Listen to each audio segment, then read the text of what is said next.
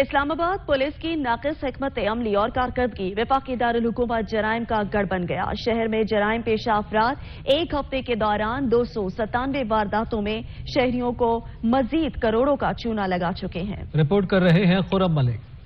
شہر اقتدار کو ناکوں سے بھر دیا گیا، لیکن جرائم جوں کے تو ہیں۔ آئے روز بڑھتی ہوئی وارداتوں سے شہریوں نے وفاقی پولیس کی کمانڈ پر عدم اطمینان کا اظہار کرتے ہوئے وفاقی وزیر داخلہ رانا ثناء اللہ سے نوٹس لینے کا مطالبہ کیا ہے۔ ایک ہفتے کے دوران شہر اقتدار کے 26 تھانوں کی حدود میں چوری، ڈکیتی، نقب زنی، کار و موٹر سائیکل چوری، گھریلو چوریوں سمیت کئی گھروں کے تالے بھی توڑ دیے گئے، جبکہ مجموعی طور پر 297 وارداتوں میں شہری کروڑوں روپے مالیاتی گاڑیوں، موٹر سائیکلوں، طلائی زیورات، ملکی و غیر ملکی کرنسی، لیپ ٹاپس، قیمتی موبائل اور دیگر چیزوں سے محروم کر دیے گئے۔ وفاقی دارالحکومت کا رولر سرکل 113 وارداتوں کے ساتھ پہلے نمبر پر رہا، جبکہ صدر سرکل میں 102 وارداتیں رونما ہوئیں اور اسی طرح سٹی سرکل 82 وارداتوں کے ساتھ تیسرے نمبر پر رہا۔ وفاقی پولیس نے شہر اقتدار کی سیکورٹی کو فول پروف بنانے کے لیے ناکوں کی بھرمار تو کر دی،